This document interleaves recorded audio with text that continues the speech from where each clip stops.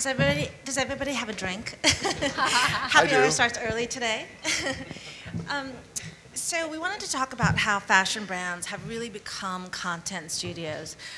They're turning into editorial content creators. They're creating digital live streaming fashion shows. And really, what are the innovative brands doing? And I have this amazing panel put together today of friends, but also colleagues who, interestingly enough, when I looked at the panel, I realized that all of us started actually in the more traditional space of print and traditional marketing. And I think that all of us made the move, a few years ago and said, the future is about digital. Let's leave what we know. Let's leave a very strong foundation of print and traditional advertising, and let's jump onto the other side of digital. And everyone on this panel had done that. We've been very lucky that that's the way that the world has moved. But on the far end is Maria, who is an incredible producer who's worked in London, New York, Paris. She's the executive producer of RSA Films. She's executive producer of RSA Films, which is Ridley Scott Associates. So everybody has to beeline and get her business card before you leave. Working on commercials and branded content. She's worked with all of the most incredible directors, from Sam Mendes, Ridley Scott, to fashion photographers like Testino, Peter Lindbergh, Jürgen Teller. And she's a multitasker for sure, because she not only creates and writes concepts, but she understands marketing, production in TV and print.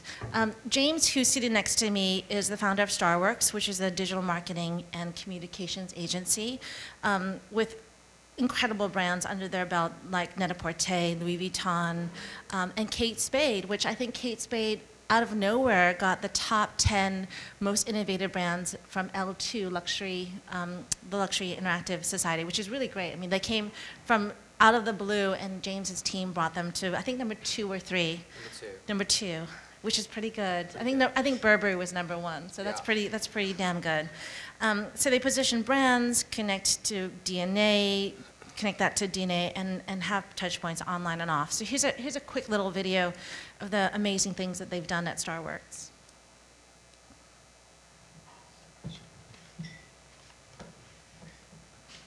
Can we have the volume up?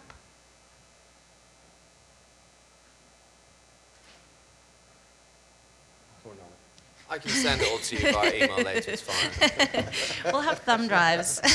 You brought some USB sticks, didn't you? I brought some sticks. Yeah. But you could see just from the visuals the caliber of brands that they're working with.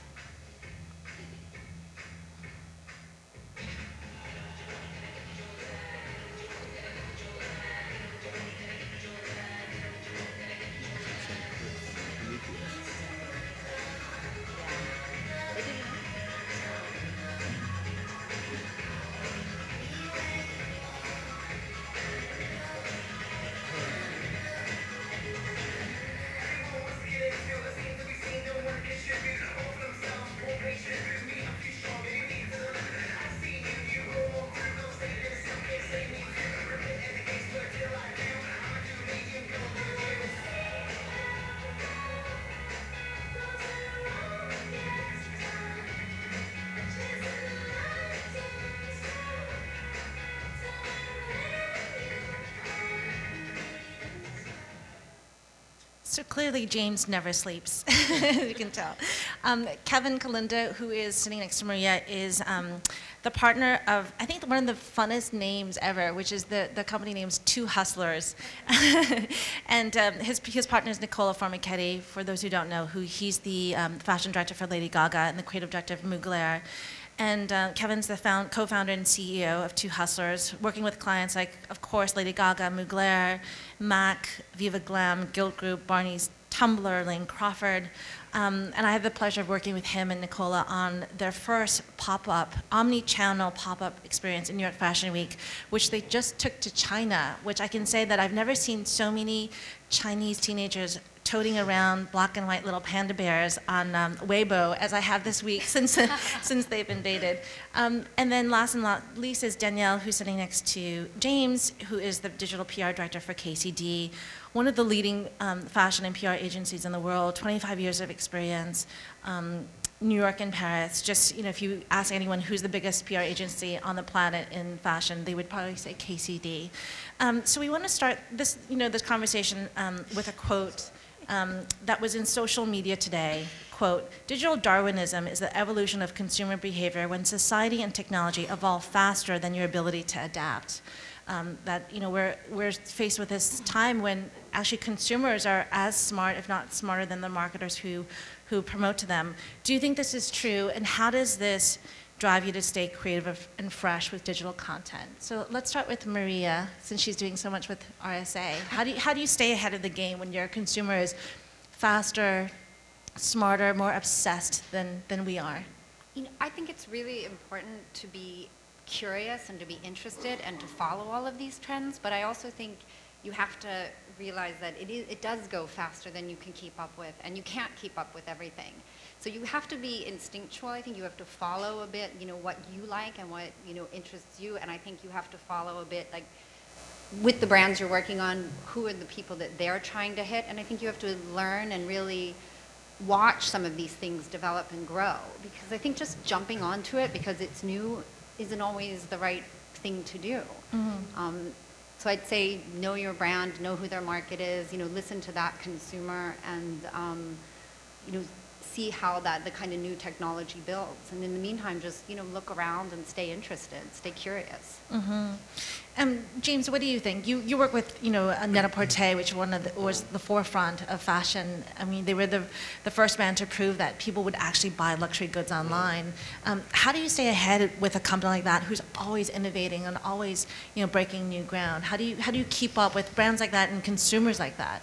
I think, well, just to answer the initial question, because I think it's actually slowed down over the last 12 months. I think it's become stabilized, and the platforms that brands use, they are aware of the types of different content that live on those different brands. So I think that it's actually settled, that it's allowed brands to understand the types of creative content they need to put out on these different platforms. So I don't necessarily agree with that initial statement. In terms of someone like, you know, the Net-a-Porter group, I feel like they're very forward-thinking and they're not afraid to try different things. Mm-hmm. And Star Wars Group, as an agency, is not afraid to try different things and also not afraid to fail. And I think when you're building an online strategy, you have to be aware that A, the consumer is waiting for content constantly, so you have to respond to it. But you also have to be prepared that not all of it will work 100% of the time. Mm-hmm.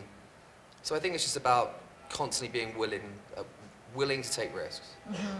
And willing to innovate even if you know that it won't have the ROI or numbers that you expect. Yeah, because to lead a pack and to be out in front of a group, you have to be the first, and sometimes that doesn't always come with an ROI. Sure. Kevin, you and Nicole are always pushing boundaries. Talk to us about the biggest risk that you've taken. I mean, for us, we don't really consider it risk because we're so used to working in a field, and I'm very fortunate to work with a partner that, who's best friends with a woman who's kind of changing the world as we speak. So we've learned a lot from working with Lady Gaga. I think watching how social media has changed so rapidly in 2 years. I mean, we started working with her back in 2009. Kind of beginning of, I think, well, I guess we'd call the tipping point. And I think the biggest, I guess, risk we probably took was opening our own store during Fashion Week and deciding that, and along the way, just building what we thought we really loved.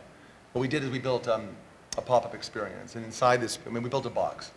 In a way, it's no different than the box that Quinn and we worked on for Mugler. In fact, we all worked on for Mugler. Last January, you all may have seen a video that launched the career of Zombie Boy, a guy covered in tattoos that Nicole discovered on Facebook. It's a great story. He meets a guy on Facebook. They've never met, they've never spoken, lives in Canada.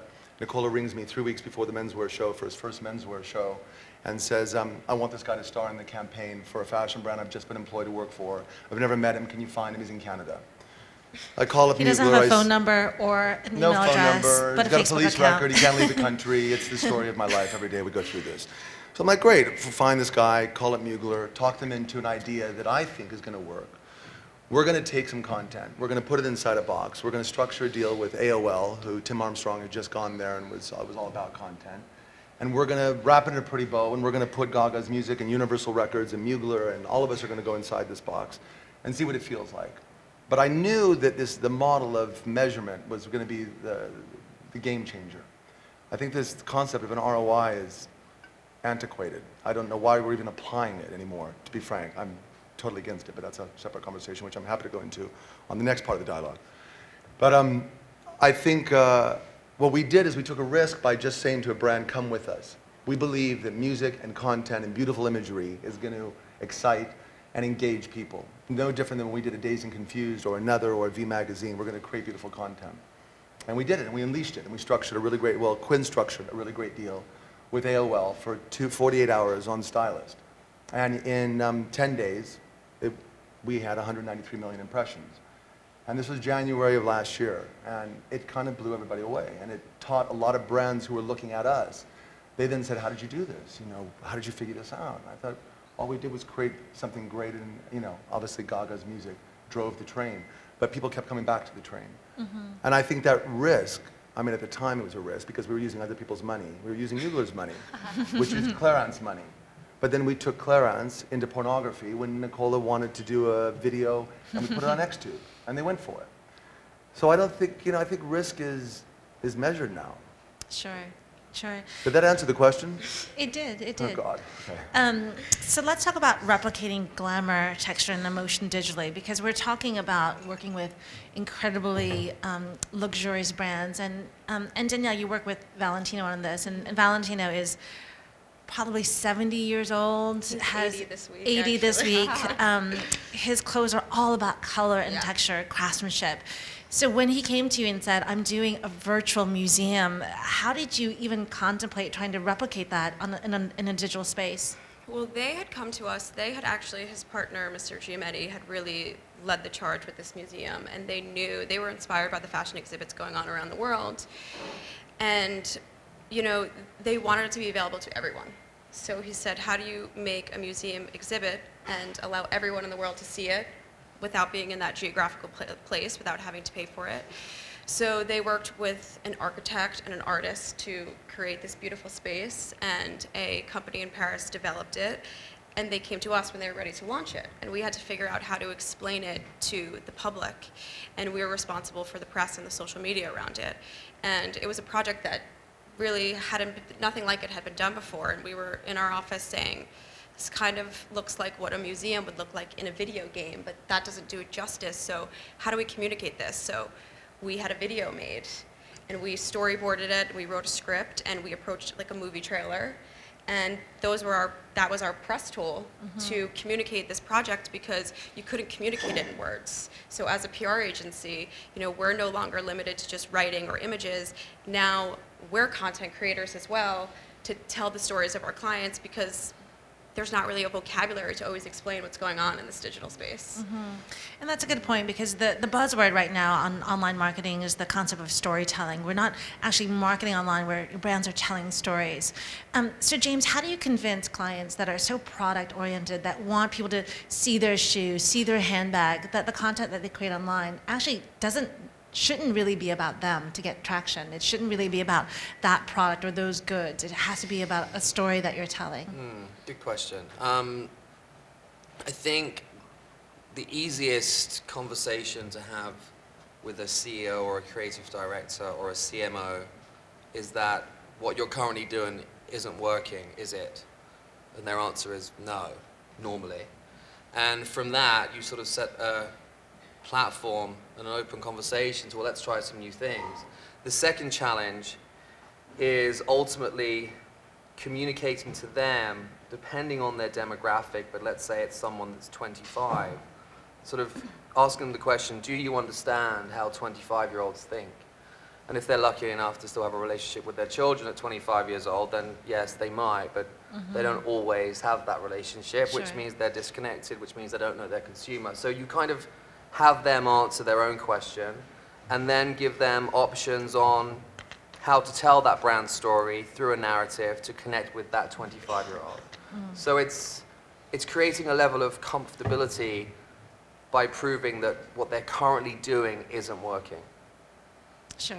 That By giving them another path. Yeah, I think so. So let's talk about, working with these iconic luxury brands.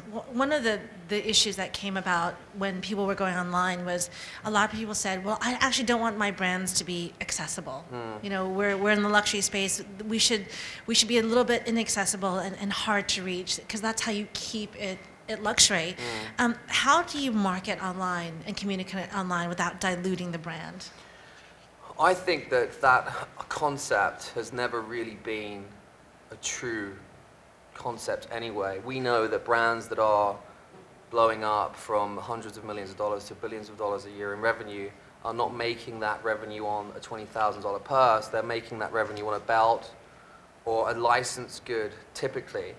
So the idea of diluting a brand online, in my opinion, it's already been done offline. And it's about creating content specific that's pushing a $5,000 item to an audience that's going to spend $5,000 on an item, and then creating different content that's moving your product for $200 to a different audience. I think dilution is a word that we should stop using. So Maria, you're working with some of the top directors on the planet with the RSA. How are you marrying what they're doing, which is storytelling and narrative, with luxury? How are they approaching that? Because they're on the opposite side. They're all about storytelling. It's never been about a product or a good. It's about a dream and a fantasy. How do you bridge that gap? I don't think that that's such a gap, especially in this market. We're selling a dream. We're selling an image. We're selling, a feeling of that can't really be explained in like a straight narrative. We are selling an image. So I think it's just about telling the story of, whatever that brand perceives itself to be, and really understanding that story and being able to communicate it in a way that people can relate to and that they can aspire to. And I think that works across, all markets. I mean, in that sense, it's not diluted because it's online. It's not diluted, I agree. I think as long as you can engage people, they're going to buy something later on. And it's not even about, like you said, the return on investment. It's just really about creating this awareness. In the same way, like what you were saying before, like couture, I think the couture shows used to do that, where they'd create sort of this, awareness of what the brand was and what the vision of the designer was.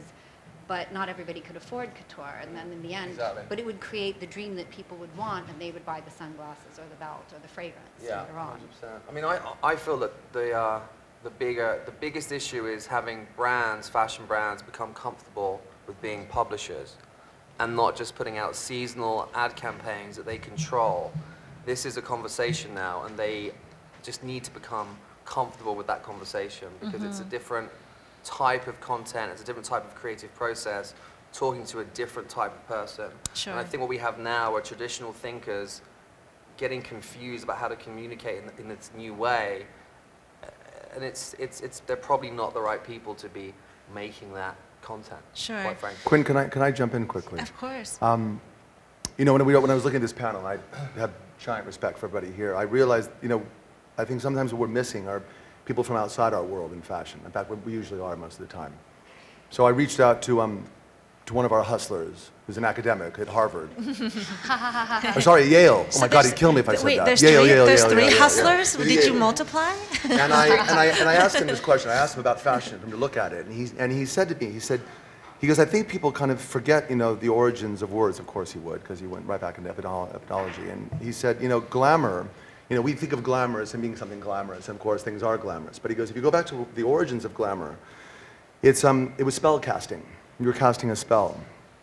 And he said fashion used to do it because we had few vehicles to do it with: clothes, makeup, accessories. Now it's a combination of many more factors, new media being one of them. Spell casting is maybe a new way of thinking of media, using many ingredients to glamour people. You can do many things once you glamour people. You can sell them stuff, or you can get them to vote, like Obama, or you can get them to clump into groups, tribes, identities. You can reinforce beliefs or challenge them. What you do with this new ability is far wider reaching than just selling clothes. Oh, I wish I knew that like 10 years ago. You should have said that with yours, Kevin. You should have said you got it. Yeah, I know, but I got to give credit where credit is due. But I think it's a wonderful way of looking at the larger framework of glamour. you know, and I think that's what we are in the business of doing, is glamoring people. I mean, I'd like to think I was a vampire, but I think, you know, we are bringing people in and we're creating tribes, and I think it's something we've really done with our company and with Nicola's. We've created an army, and I call it Nicola's Army, you know, and I think it's a very Warholian concept about bringing people inside of a space, allowing them to be creative, and this new generation is inclusive. You know, the generation we come from, the fashion world, is so exclusive. Don't look behind our doors. Don't come and see Tom Ford shutting off all electronic devices so you can't talk about what he did. But then Lanvin going into H&M, you know, diluting brands. What is diluting a brand? I mean, I think the minute you're in an airport selling Prada, you've diluted your own brand. The minute you're in a strip mall selling, you know, Prada at the reduced prices, you're diluting your own brand. I think this young generation is so inclusive. It's come to see who I am. I'm gay, I'm straight, I'm white, I'm black, I'm changing my sex gender, I'm HIV positive, I'm cancer. They don't give a fuck, you know? And I think it's such a beautiful mentality to be around, because they are a tribe. And what we've found is we have access to this tribe. And Nicola celebrates this tribe. And he gives them opportunities to work with Gaga, to work with Mugler, to work on projects he does, whatever he's doing. And I think that's the way, I think that's what brands are looking for. And I think that's what social media allows brands to do. And I think that's what we're all here in the business of doing, is giving people that doorway, that entrance into that generation. Sure. And I will stop speaking now. No, and I'm going to jump ahead actually to a question I had later on, but I'm going to push it forward, which is the idea is advertising as content. Brands are turning to content as a way of really advertising. Does this mean that we're killing advertising as we know it? Is advertising dead? Do people really have the stomach to look at an ad that will sell them stuff, or do they want something a little bit more substantive, something more about content or storytelling? Do you think this is killing advertising? I mean, we don't work in any, we do all earned media, so we work in PR and social media, and so I'm not an advertising expert, but I would say that advertising has not evolved at the pace of all of these other mediums, and they definitely need to catch up. But advertising will never be dead, because somebody needs to pay for everything. So we need advertising to support editorial. You know, what would the value of Facebook be without advertising? So advertising can't go away. Also with advertising, you have that guarantee. You know that if you buy an ad, your branded image will be in this space for X amount of time, and you'll reach X amount of people, and you paid X amount of dollars for it. With content, whether it's you're publishing it through your own website or editorial or social media, you don't have that guarantee. But that's what makes it more competitive. So your content needs to be more compelling in these other channels, because it's not guaranteed, and advertising is. So we have compelling editorial content and sort of lackluster advertising content. And I'll toss this to you, Kevin. In building Nicola from Marchetti, the brand, to Hustlers, the pop-up shops, Mugler, there's virtually $0 spent on advertising and traditional advertising. How would you answer that question? Is content killing advertising?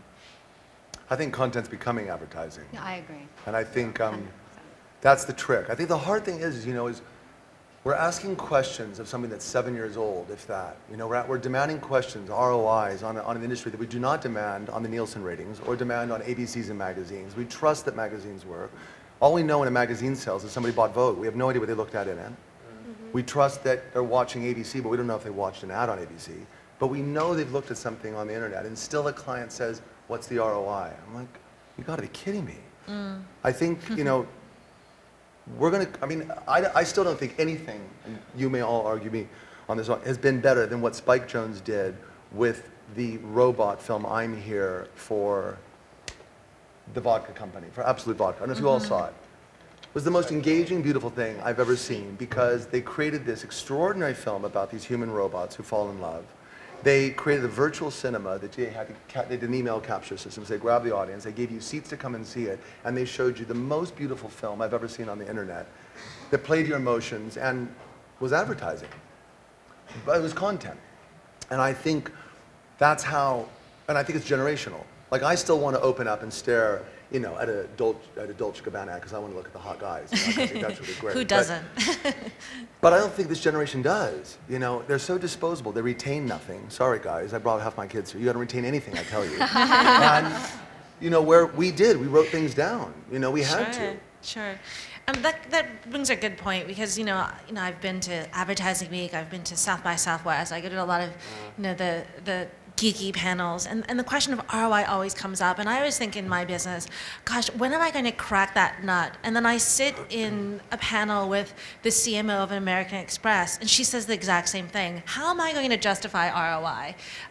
Everyone's on the same boat. So jumping ahead to another question is measuring the true influence of digital content, because we can't measure, unfortunately, how many times somebody posted on Facebook. We can't measure how many friends they have or their influence on their friends. We can't measure the emotional connection that we get when somebody watches a video. How are you convincing brands to jump over to this divide when you really can't measure it, when there's no measurable fact? You can't attribute sales to it, you can't attribute influence to it whatsoever. What are your tactics of talking to brands to convince them to create content in this manner?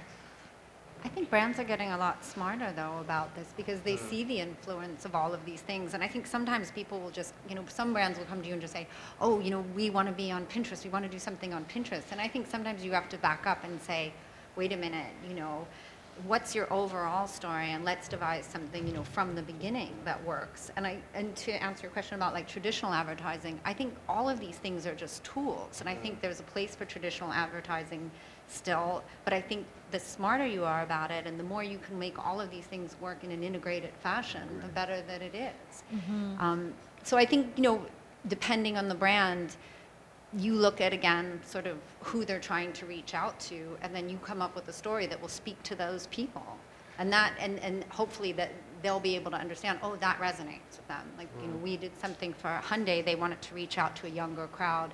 And we made a documentary that was about music, with Mark Ronson and with Skill Rex, and we matched them up with, very diverse musicians and had them come up with a song, and it was about creativity and had nothing to do with Hyundai in the end. But it was just selling this idea of creativity and, youth culture and music and associating the brand with it. And, they loved that idea. But also in the fashion world, what's so great and terrible about the fashion world is the fashion world. I mean, what other industry would build a spaceship by Zaha Hadid and land it around the world for tens of millions of dollars like Chanel did? There was no ROI, there was no proof of concept. They just went ahead and thought, we want to build a spaceship. Zaha Hadid is our partner, and we're going to land this thing in Central Park and see what happens. Prada did it with Rem Koolhaas and the Transformer. They spun it on its head in 3 different places in Korea and said, come and see it. And Prada was doing films like very early on. Way before anybody. And I think that's the great thing, and I think that's very hard for traditional advertisers to understand, for blue chip, for Xerox's, even for inspired companies. They look at the fashion world like, we want to be part of it. We want to get on here. We know these people, everybody here spends money on stuff we don't need. Everyone here, I have to imagine. I don't, but the rest of you probably do. And I think, they're fascinated by that. What drives us to buy a ring for $900 that is not worth $900? Sure. So, Danielle, Casey launched something pretty amazing this past season with digital fashion shows, which was an invite-only fashion show platform. People have been dreaming about watching shows online for as long as I can remember, and nobody has until now come up with a viable solution to it. How did you try to convince brands to take this on? Because brands are so much about, again, product, texture, color. What was your pitch to brands to be a part of this? Well, we're pretty early in this process, so we've had 2 shows so far, and the first collection that we did was Prabal Gurung for ICB. I don't know if the audience is familiar with Prabal, but he's a young designer. He's very digitally savvy. He's all over Twitter. He loves the internet and is really inspired by it. And he has his main collection that he shows in New York, and now he's relaunching this ICB collection, which is through this Japanese retailer, Anra Kuchiyama, and he said, how am I going to do 2 shows in New York in 1 week? I don't want to make people come to 2 shows. And there's 300 shows on the New York Fashion Week calendar. We're involved in so many of them. It's just become completely overwhelming. And we just didn't feel like every show needs to be seen in person. And this show was a perfect match because it's a secondary collection, it's a contemporary price point, and we felt like you could capture something like this with a video you know, shot beautifully with a focus on details, and you could convey the same message. So, you know, the video is very straightforward. It's literally girls walking up and down in a white box. We have, you know, the clothing is shot really up close. We have detail shots. We really weren't trying to convey an emotion with it. It is for the industry, it's for retailers, it's for editors, it's not for consumers. And the industry was so overwhelmingly elated that we did this because we're alleviating them from having to go to yet another show. But we have clients like Marc Jacobs and Alexander McQueen who we would never recommend this for because they are about emotion. So About theater. exactly. Yeah. So, but for a secondary collection, and the next show that we did was See by Chloe, which again, it's not the Chloe main collection, it's a secondary collection. They were another great match. So it's great for resort, pre-fall. Not everything needs to be seen in person, but there absolutely are shows that do, and they should remain that way. Sure. So let's talk about the constant stream of digital content. You know, it seems like the appetite for content online is just endless. You know, you're always seeing something new. But at the same time, memories on the internet are short. You know, things come and go so quickly. Do you think that the fast pace of digital hinders or strengthens creativity in what you're doing? I'll answer this one. So I feel like I'm going to sit here for an hour and not say a word. So I am, and that's not like me. So I feel that the audience that you're sending information to can digest information in such a quick way. And that hunger for that amount of information just means that the creative team you have working on that has to speak that same language. So was the last line of the question, is that hurting creativity? Is the fast pace of digital hindering or strengthening creativity? I just think it's a different group of people putting content out for a different audience. So I think it's just changing. So I think the problem with fashion in general is we keep talking about traditional versus new. We are the only industry left that spends money on advertising that still uses the term traditional, because we're so hung on these models of print advertising, and we're hung on those because businesses have been built on that model for so long, it's so hard to undo. So we react to it probably 5 or 6 or 7 years later than everybody else. I think in terms of what you just said about the fashion shows, I think the fashion show model in general doesn't work. I don't think from a financial point of view, the people that own fashion weeks globally make any money anymore. But because we're reacting to technology so late, you know, we're left with this big cumbersome fashion week in 4 cities around the world that's not generating any revenue. And guys like KCD, who in some ways compete with us, but I completely take my hat off to them, came up with another sort of way of servicing the industry. But it was pretty late. I mean, it was still 7 years after the fact. And I think we just need to stop trying to fit round pegs in square holes and just embrace this shift. Because if we don't, we're going to lose the consumer overnight, and they're going to forget about talking to these brands and just speak to brands that speak their language. And I think we just have to embrace it. That's. Yeah, and you brought up something really important, which is that it's not the same team, right? It's not the same team that's doing it. It's different people.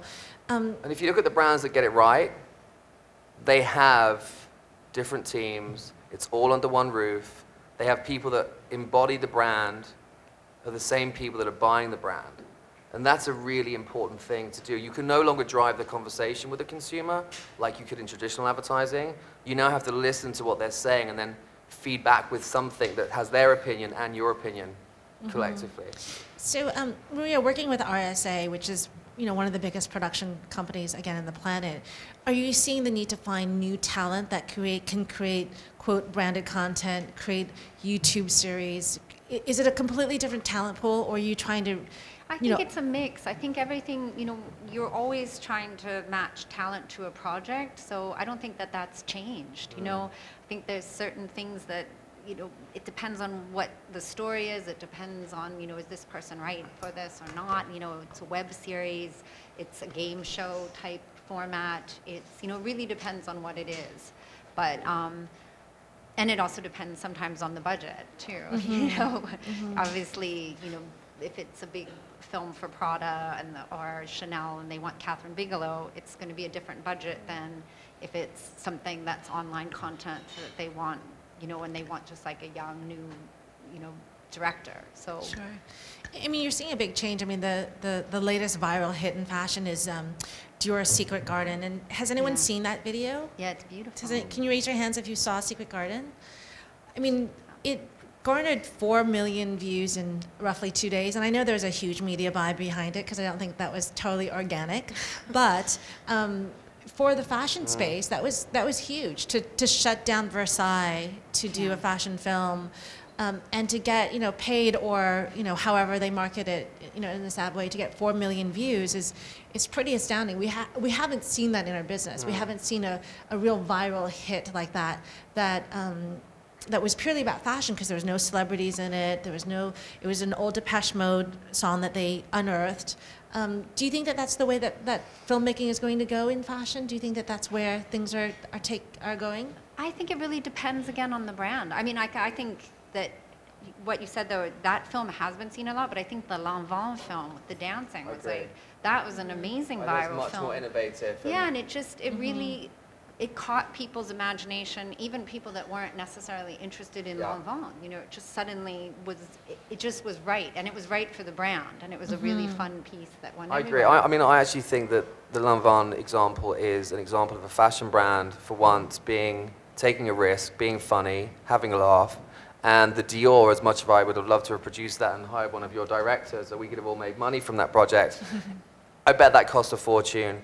And 4 million people for the amount of money that cost is probably not a wise investment based on alternatives they could have chosen to really emotionally connect with people for much less. And I think that was, as Kevin said the other day, that was really just an advert for France. That was an advert for Versailles. I mean, it really was. Tourism. Tourism, exactly, yeah.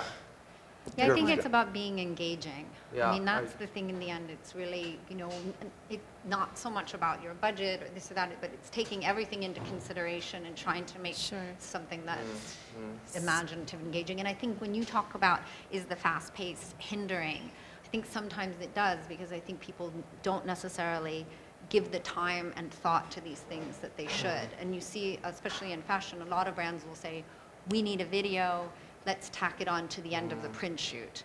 And then they're not thinking about it, and they don't have people dedicated to it, and they're not thinking about how that's going to live in the world. They're just trying to feed the machine. Sure. And on the flip side, Kevin, you and Nicola create content on a dime. I mean, I'll get a call. Don't tell anybody that. But it's not all creative. You're thinking Not all about content.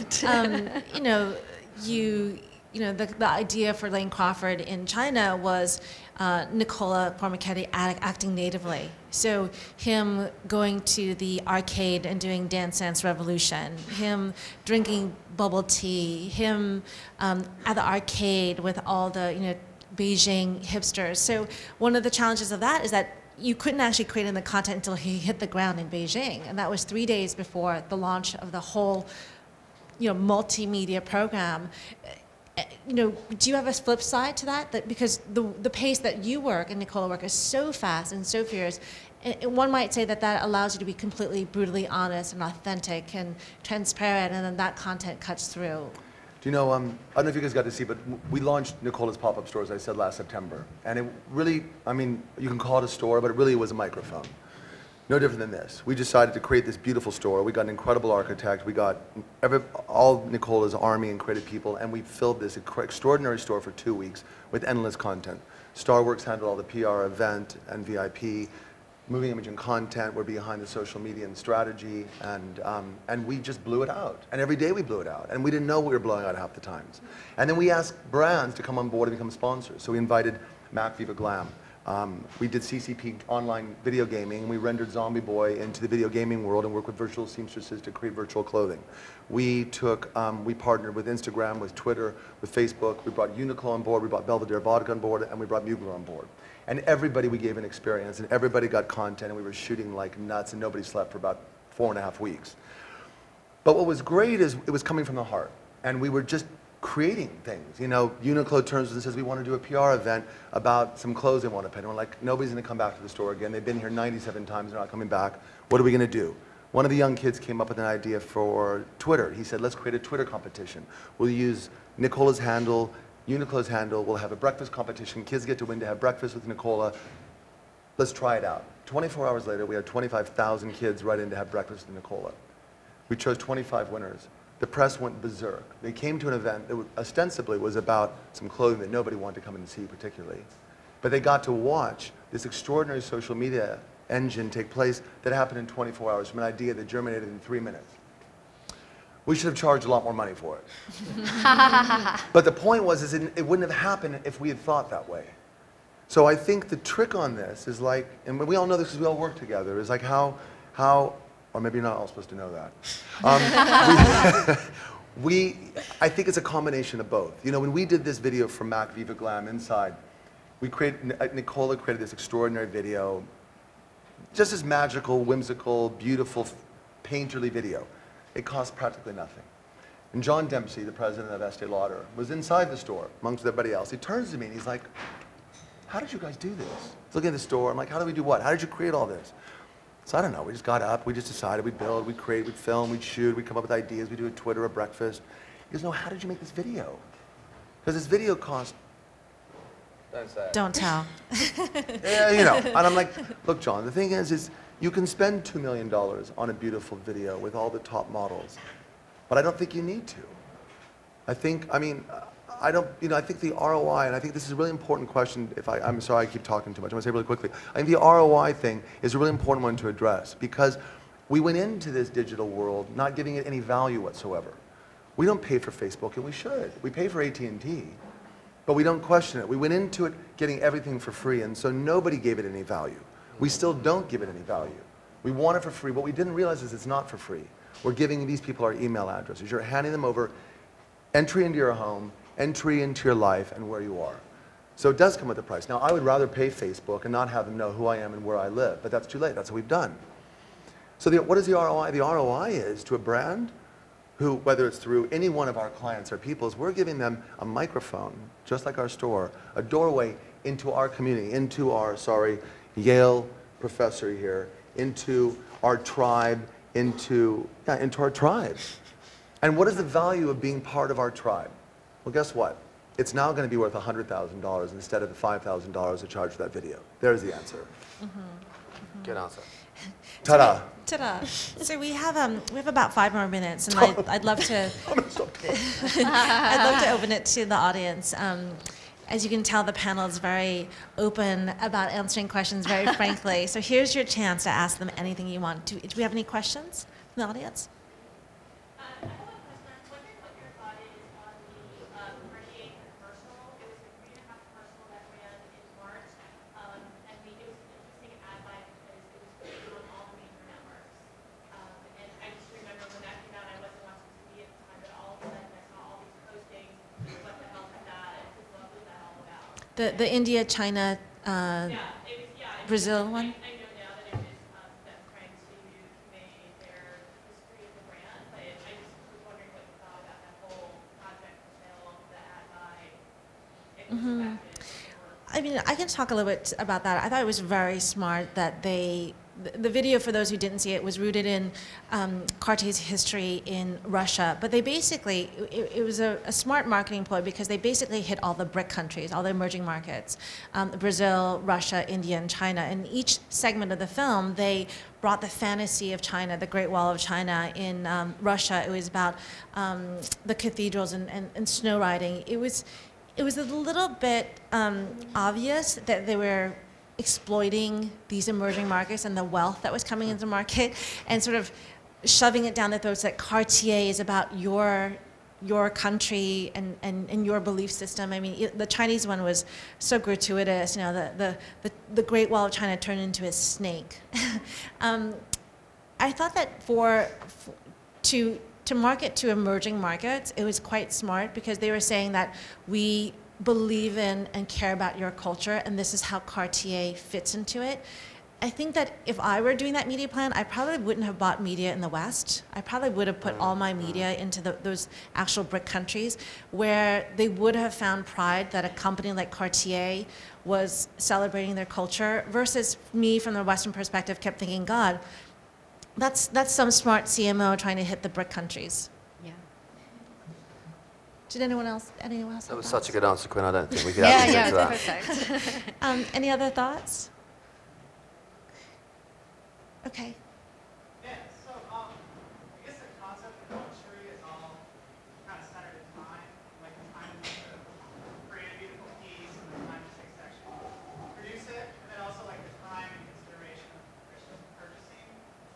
So my wonder is, like, now that people's like appetite for content is so ravenous and so quick, how can we continue to make good content that appeals to that quick, ravenous appetite, but still kind of maintains that consideration of time and luxury? Sure.